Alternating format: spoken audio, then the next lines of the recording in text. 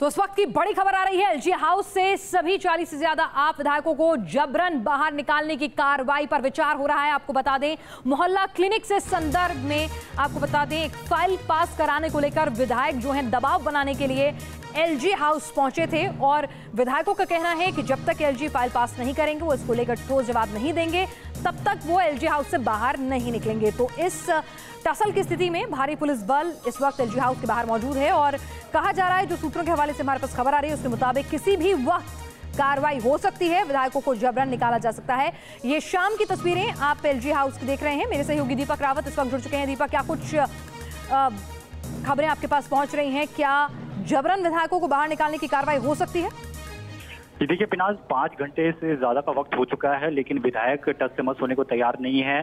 सौरभ भारद्वाज जो कि पूरा डेलीगेशन लेके पहुंचे थे एलजी हाउस में, करीबन 3 बजे का वक्त था, वो तब से इसी मांग पर अड़े हुए हैं कि मोहल्ला क्लिनिक को लेकर जब तक एलजी साहब फाइल क्लियर नहीं कर देते हैं तब तक वो यहाँ से जाएंगे नहीं, या फिर कोई ठोस आश्वासन उनकी तरफ से मिलता है। हालांकि थोड़ी देर पहले एलजी की तरफ से एक प्रेस रिलीज भी जारी की गई, जिसमें एलजी साहब ने ये साफ वर्ड यूज किया है कि उनके ऑफिस पर आप विधायकों ने कब्जा किया है। कब्जे वर्ड का इस्तेमाल किया गया है, जिसके बाद से ये माना जा रहा है कि जल्द ही पुलिस कोई बड़ी कार्रवाई करेगी, क्योंकि सैकड़ों की तादाद में यहाँ पर पुलिसकर्मी तैनात कर दिए गए हैं। पूरे एरिया को कवर कर दिया गया, बैरिकेडिंग लगाई गई है ताकि कोई आप सपोर्टर्स यहाँ ना पहुंचे। तो बड़ी खबर दीपक रावत इस वक्त ये कि एलजी हाउस की तरफ से जो ऑफिशियल नोटिफिकेशन जारी हुआ है, जो जानकारी इस वक्त मीडिया को दी गई है, उसमें कब्जा शब्द का इस्तेमाल हुआ है। एलजी हाउस पर आप विधायकों ने किया कब्जा। ये एलजी हाउस की तरफ से जो मीडिया को एक प्रेस रिलीज, एक विज्ञप्ति दी गई है, उसमें यह लिखा गया है कि एलजी हाउस पर आप विधायकों ने कब्जा कर लिया। और जाहिर सी बात है कि अगर ऐसा होता है तो फिर जबरन उन्हें बाहर निकालने की कार्रवाई हो सकती है। दीपक, आपने आपके तमाम नेताओं से बातचीत करने की कोशिश की, एक संवैधानिक पद है एलजी का, आपके अपने मतभेद हो सकते हैं, लेकिन ये कौन सा तरीका है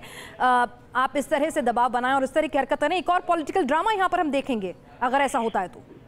जी, साफ तौर पर जिस तरीके से प्रेस रिलीज की हम बात करें तो उसमें भी एलजी साहब ने ये लिखा है कि आपके विधायकों से ये पहले ही कह दिया गया था कि इस तरीके से आप किसी पर दबाव नहीं बना सकते हैं और खासतौर पर इस तरीके के संवैधानिक पद पर इस तरीके का दबाव नहीं बनाया जा सकता है। इसके बारे में एलजी ने यह भी लिखा है कि दिल्ली के मुख्यमंत्री अरविंद केजरीवाल को भी इसके बारे में सूचना दी गई, उनसे भी फोन पर बात हुई, उनको कहा गया कि इस मामले को संज्ञान में ले और अपने विधायकों को समझाएं। लेकिन एलजी साहब की तरफ से कहा गया कि अरविंद केजरीवाल जी ने कोई ध्यान नहीं दिया, उनकी तरफ से कोई कार्रवाई नहीं हुई, जबकि एक वीकली मीटिंग होती है एलजी से दिल्ली के सीएम की, दिल्ली के मुद्दों पर चर्चा होती है, उसमें भी चलिए, तो आम आदमी पार्टी की राजनीतिक परिपाटी के हिसाब से ही ये जो पूरी स्क्रिप्ट है वो लिखी जा रही है। ऐसा अभी फिलहाल लग रहा है कि किस तरह से एलजी के साथ उनकी जो है यहाँ पर दबाव बनाने की कोशिश हो रही है। और एलजी हाउस की तरफ से जो प्रेस विज्ञप्ति जारी की गई उसमें एलजी कह रहे हैं कि भाई आप विधायकों ने एलजी हाउस पर कब्जा कर लिया है। इस बड़ी खबर पर लगातार हमारी नजर बनी रहेगी। जैसे आम आदमी पार्टी के आला नेताओं की तरफ से कोई बयान आता है, इस संदर्भ में कोई कार्रवाई होती है, आपको अपडेट करेंगे। अब बढ़ते हैं दूसरी अहम खबर की ओर। सिर्फ 9 घंटे की बारिश होती है और मुंबई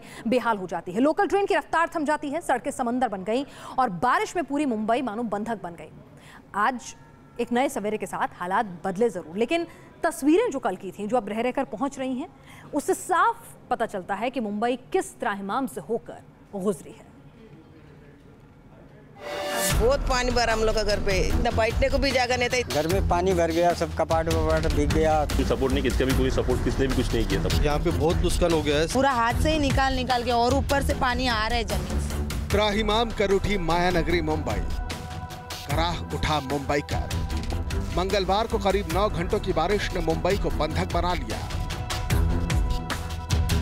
हालात अब कल जैसे तो नहीं, लेकिन लोगों की तकलीफ अभी बाकी है। चंद घंटों की बरसात ने कितनी बड़ी तबाही मचाई है, ये तस्वीरें इसकी तस्दीक कर रही हैं। बिखरा पड़ा घर, एक के ऊपर एक बेतरतीब पड़ा सामान, पूरा घर अस्त व्यस्त है। चंद घंटों की बारिश में घर का सामान पानी में डूब गया। अब तिनका तिनका बटोरकर जिंदगी दोबारा पटरी पर लौटाने की कोशिश की जा रही है। बाल्टियों से घर में भरे पानी को बाहर फेंका जा रहा है ताकि सामान बर्बाद होने से बचाया जा सके। ऐसा नहीं है कि जल जमाव से लोगों की दुश्वारियां एकदम से खत्म हो गई हैं। इन दिक्कतों से लोग कैसे उबर रहे हैं, इसी का जायजा लेने के लिए हम इस वक्त कलीना के एक बस्ती में आकर रुके थमे हुए हैं, जहां पर कल मंगलवार के दिन घुटने भर से ज़्यादा पानी था और वो घरों में घुस गया था। और अभी भी इस जल जमाव की वजह से घर की स्थिति जो है, आप देख सकते हैं कि फर्श पर अभी भी पानी पसरा हुआ है और घर की चीज़ें जो हैं अस्त व्यस्त पड़ी हुई हैं, क्योंकि जो पानी था वो घर में इस हद तक घुस गया था कि लोगों को अपनी ज़रूरत की चीज़ें उठाकर ऊपर रखनी पड़ी। कोई भी चीज़ फर्श पर नहीं रखी जा सकती थी। घर की ये अस्त व्यस्त स्थिति दरअसल पानी की वजह से हुई थी, क्योंकि लगातार हो रही बारिश की वजह से घरों में पानी जो है घुस गया था। आइए आप मुझे बताइए कल कितना पानी था इस घर में, और ये चीज़ें जो बिखरी पड़ी हैं कैसे? ऊपर पानी आया था, पेड़ के ऊपर पानी ऊपर पानी आया था, कपाट का भी 3 कप पूरा अभी फेंक दिया। ये किसी एक घर की कहानी नहीं, यहाँ हर घर में तकरीबन यही हालात है। हर कोई अब जिंदगी को दोबारा रफ्तार देने की कोशिश में जुट चुका है। कल बहुत दिक्कतें हुई, सब कुछ like fast we had to lift it up and we didn't have time, we didn't never expected so much water to come in. बहुत कम समय में इतनी ज़्यादा बारिश हो गई कि लोगों को दरअसल रिएक्ट करने का मौका नहीं मिला। बहुत कम समय था लोगों के पास अपनी चीज़ों को सहेजने का, अपनी कीमती चीज़ों को बचाने का, ताकि वो भीगने से बच जाएं। और ये तस्दीक करती है ये घर की ये स्थिति। दरअसल जिस तरीके से चीज़ें बिखरी पड़ी हुई हैं, महज कुछ घंटों की बारिश ने पूरे मुंबई को दरअसल का जीवन अस्त व्यस्त कर दिया। और उसकी ही एक बानगी है कलीना की ये बस्ती, जिसमें घरों में पानी घुस गया था और अभी भी ये घर सामान्य नहीं हो पाए। यूँ तो मुंबई में पिछले 3 दिनों से बारिश हो रही है, लेकिन मंगलवार को दोपहर 3 बजे से 5 बजे तक ऐसी बरसात हुई कि पूरी मुंबई थमती दिखी। ये तस्वीरें ठाणे की हैं। पूरा इलाका कीचड़ में तब्दील हो गया है। बताया जा रहा है कि कई घंटों की बारिश में पानी इस रिहायशी इलाके में घुस आया। सोसाइटी के ग्राउंड फ्लोर में पानी भर गया। अब मौसम मेहरबान हुआ तो पता चला कि दिक्कतें अब भी हैं। चारों ओर कीचड़ है और लोगों के लिए अभी राहत दूर नजर आती है। बारिश के बाद अब मुंबई लोकल पटरी पर तो लौट रही है, लेकिन हालात सामान्य होने में वक्त लगेगा। तो दूसरी ओर मुंबई के डब्बा वाले भी बारिश के बाद आज छुट्टी पर हैं।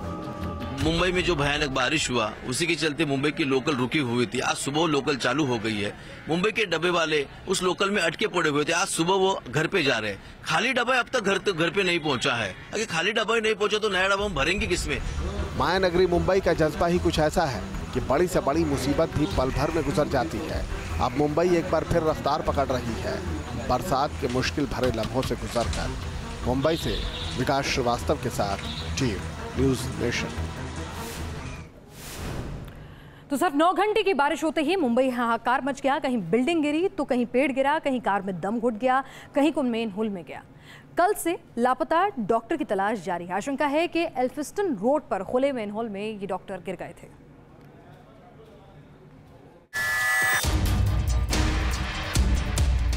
कहीं गिरी बिल्डिंग, कहीं उखड़ गए पेड़, बारिश के बीच थम गई सांसें, कई सही सलामत लौटे घर, कुछ अब भी हैं गुमशुदा। जिंदगी की तलाश जारी है। फायर ब्रिगेड की टीम मेन होल में एक डॉक्टर के निशान ढूंढ रही है। बॉम्बे हॉस्पिटल के डॉक्टर दीपक अमरापुरकर मुंबई में हुई बारिश के बाद से घर नहीं लौटे हैं। डर है कि कहीं डॉक्टर दीपक एल्फिंस्टन रोड पर इस खुले मेन होल में न गिर गए हों। डॉक्टर दीपक की तलाश तेज है, लेकिन अब तक उनका कोई सुराग हाथ नहीं लग पाया है। मुंबई का जाना माना नाम डॉक्टर दीपक अमरापुरकर, जो कल से गायब बताए जा रहे हैं। दरअसल कल भारी बरसात के बीच वो हॉस्पिटल से निकले लेकिन घर नहीं पहुंचे।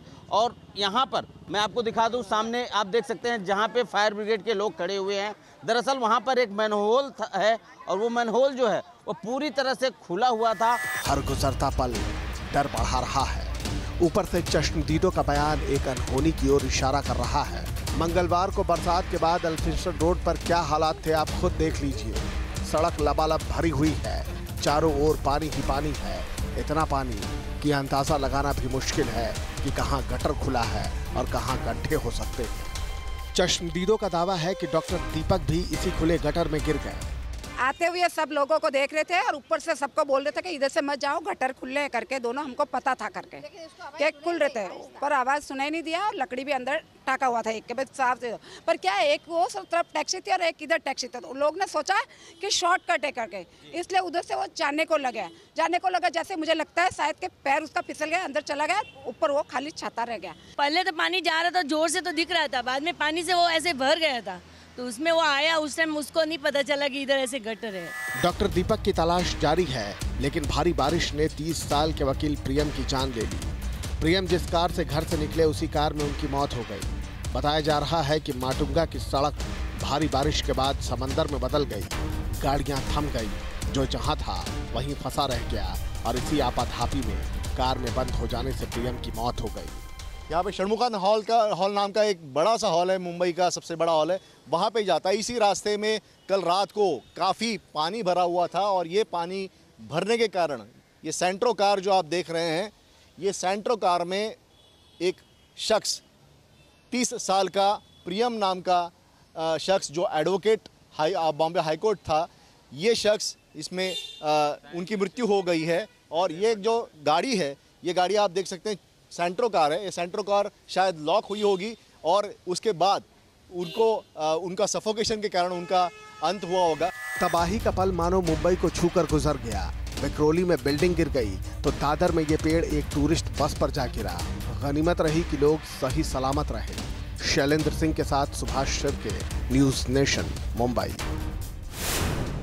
तो मुंबई की मुसीबत के लिए वहां के ड्रेनेज सिस्टम की खामियां भी जिम्मेदार हैं। 2005 की तबाही के बाद आज तक उसमें पूरी तरह से सुधार नहीं हो पाया है। सुधार की बातें होती हैं, फंड सैंक्शन होते हैं, पर होता कुछ नहीं। पानी पानी हुए मुंबई शहर की वजह क्या है? क्या पर्यावरण असंतुलन की वजह से अचानक ज्यादा बारिश हो रही है? क्या धुआंधार बसते शहर इस सैलाब की वजह है? क्या स्लम की वजह से मुंबई में पानी भरता है, या फिर समंदर में आने वाला हाई टाइड इसकी वजह है? मुंबई शहर के डूबने की वजह जानने के लिए सबसे पहले ये जानना होगा कि वहां बारिश का पानी निकलने के इंतजाम क्या है। मुंबई में जल निकासी के लिए जिन तरीकों का इस्तेमाल किया जाता है, उनमें सड़क किनारे की surface drain, underground drain, canal, नदी। मुंबई में बारिश के पानी की निकासी के लिए सबसे ज़्यादा कमी ड्रेनेज सिस्टम की बताई जाती है, क्योंकि मुंबई में मौजूदा ड्रेनेज सिस्टम 70 साल पुराना है, जिसमें 400 किलोमीटर का पाइपलाइन बिछा हुआ है। इन नालों की क्षमता प्रति घंटा 25 मिलीमीटर बारिश के पानी को संभालने की ही है। जो हमारे पंप्स लगाते हैं हम लोग पूरे शहर में बारिश के समय में, उसमें 313 पंप मुंबई शहर में लगाए थे, जिसमें 230 पंप हमने शुरू किए और उसने पानी जहां जहां लोकल फ्लडिंग है वहां पानी कम करने का प्रयत्न उन पंप के द्वारा करने की कोशिश की। इसके अलावा 5 जो हमारे पंपिंग स्टेशन है वहां पर 26 पंप शुरू किए और ये एक पंप हाई कैपेसिटी पंप है। 6000 लीटर हर सेकेंड ये पानी बाहर फेंक सकते हैं। ऐसे बड़े हाई कैपेसिटी पंप्स हैं, इनको भी शुरू करने आया और इसकी वजह से पानी का जो स्तर था उसको कमी करने में हमें मदद हुई। जाहिर है मुंबई को अगर हर साल बारिश के दिनों में डूबने से बचाना है तो बेहतर टाउन प्लानिंग के साथ अंडरग्राउंड ड्रेनेज सिस्टम को दुरुस्त करना होगा। Team news nation. और आइए अब आपको गुजरात के छोटे उदयपुर में दिखाते हैं यहाँ नदी की धार में फंसे युवक को कैसे नई जिंदगी मिली। ये युवक हेरन नदी में फंस गया था, लेकिन रस्सी के सहारे कैसे उसे बड़ी मुश्किल के साथ सहयोग से बाहर निकाल लिया गया, देखिए आप भी। पुल के नीचे चट्टान की दोनों तरफ नदी का तेज बहाव और चट्टान पर फंसी 2 जिंदगी को निकालने की जद्दोजहद। 2 युवक कुछ इस तरह मौत के मुंह में फंसे थे। इनके सामने मुसीबत से निकलने का कोई रास्ता नजर नहीं आ रहा था। जिंदगी और मौत से संघर्ष की ये कहानी है गुजरात के छोटा उदयपुर की, और ये नदी की धार है हेरन नदी की। नीचे 2 युवकों की जान अटकी हुई है और ऊपर पुल पर लोगों की भीड़ जमा है। तभी वहां मौजूद लोगों ने रस्सी के सहारे नदी में फंसे इस युवक को बचाने की तरकीब निकाली। रस्सी को पुल के ऊपर से नीचे फेंका गया। मुसीबत में फंसे युवक के लिए ये किसी संजीवनी से कम नहीं था। युवक ने रस्सी की डोर को थाम लिया। इसके बाद धीरे धीरे रस्सी को नदी की एक छोर से दूसरी छोर की तरफ लाया जाने लगा। ये काम बेहद खतरनाक था, क्योंकि रस्सी के इस डोर के साथ जुड़ी थी इस युवक की जिंदगी की डोर। एक चूक या एक लापरवाही इस युवक को मौत के मुंह में धकेल सकती थी, लेकिन गनीमत रही कि रस्सी के सहारे धीरे धीरे इस युवक को किनारे पर लाया गया और इस तरह इन दोनों युवकों को बचा लिया गया। Team news nation. अगस्त का महीना मानो पूरी दुनिया के लिए आफत लेकर आया है। हिंदुस्तान बाढ़ और बारिश के त्राहिमाम से ग्रस्त है, तो सात समंदर पार अमेरिका में हार्वे नामक तूफान से हाहाकार मचा है।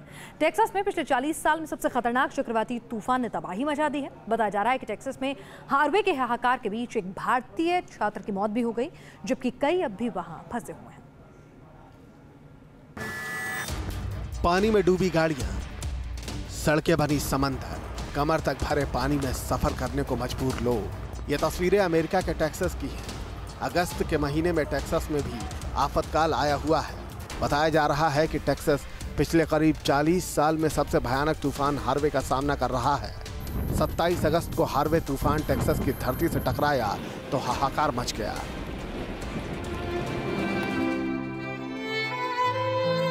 यह अकेली तस्वीर ही टेक्सास के जर्रे जर्रे में फैली तबाही की पूरी कहानी कह रही है। हार्वे के हाहाकार से अपने लाडले को बचाती माँ, वो कितनी सहमी हुई है आप खुद देखिए। कंबल में लिपटा मासूम नहीं जानता कि तबाही का तूफान दस्तक दे रहा है, लेकिन ये माँ समझ रही है कि बर्बादी का मंजर भयानक है।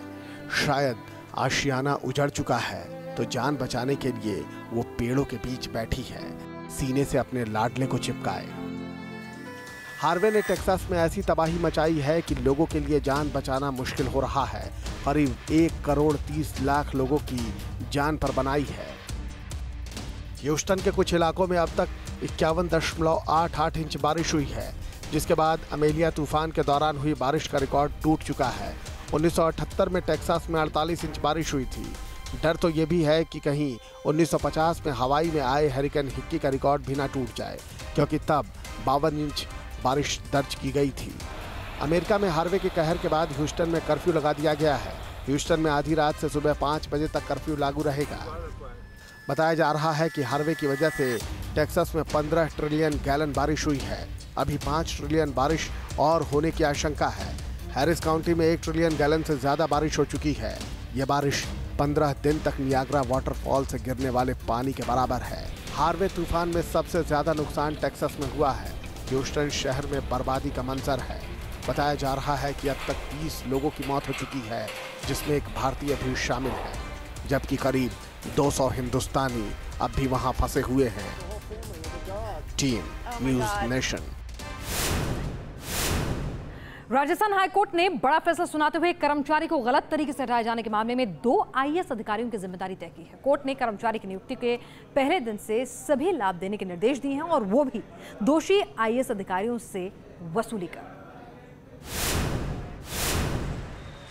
विभागीय जांच के बिना सरकारी कर्मचारी को बर्खास्त करने के मामले में राजस्थान हाईकोर्ट ने ऐतिहासिक फैसला दिया और 2 आईएएस अधिकारियों को इसके लिए व्यक्तिगत रूप से दोषी ठहराया, तो साथ ही कर्मचारी को सेवा में नियमित मानते हुए नियुक्ति के पहले दिन से सभी बेनिफिट्स देने का निर्देश दिया।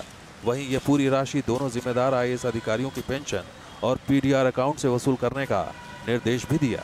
इसलिए न्यायालय ने राज्य सरकार को यह आदेश दिया कि आप इन दोनों जिम्मेदार अधिकारियों की पेंशन अथवा पीडीआर प्रोसीडिंग्स के तहत जो राज्य सरकार को हानि हुई है, आर्थिक हानि हुई है, वो राज्य सरकार 4 माह में वसूल लेवे और इसको 4 माह में संपूर्ण भुगतान करे और न्यायालय में आदेश की पालना में कंप्लायंस रिपोर्ट 4 माह बाद पेश करें। हालांकि कर्मचारी शशि मोहन माथुर को ये न्याय उनकी मौत के 11 साल बाद मिला। 11 अक्टूबर 1991 को शशि मोहन माथुर की राजस्थान हैंडलूम डेवलपमेंट कॉर्पोरेशन में ज्वाइनिंग हुई थी। उसके बाद 7 दिसंबर 1994 को उनका प्रोबेशन पीरियड बढ़ गया। 8 अक्टूबर 1996 को प्रोबेशन पीरियड के बाद उन्हें स्थायी नौकरी नहीं दी गई। विभाग ने उन पर गबन का आरोप लगा दिया। 17 अक्टूबर 1996 को उन्हें एमडी दामोदर शर्मा ने बर्खास्त कर दिया। उसके बाद उन्होंने तत्कालीन चेयरमैन उमराव सालोदिया से अपील की।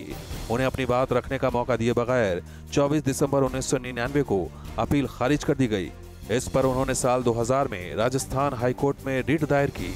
अदालत में सुनवाई के बीच ही 24 अगस्त 2008 को उनकी मौत हो गई। विभाग के जिम्मेदार अफसर दामोदर शर्मा जो एक विभागीय अधिकारी था, उसने उस व्यक्ति का इलीगल टर्मिनेशन किया, बिना जांच किए, बिना सुनवाई का मौका दिए। उस टर्मिनेशन को बहाल रखा अपीली अधिकारी उमराव सालोदिया, जो एक जिम्मेदार अधिकारी था। तो कानून की धज्जियां उड़ाई गई राज्य सरकार के जिम्मेदार अधिकारियों द्वारा।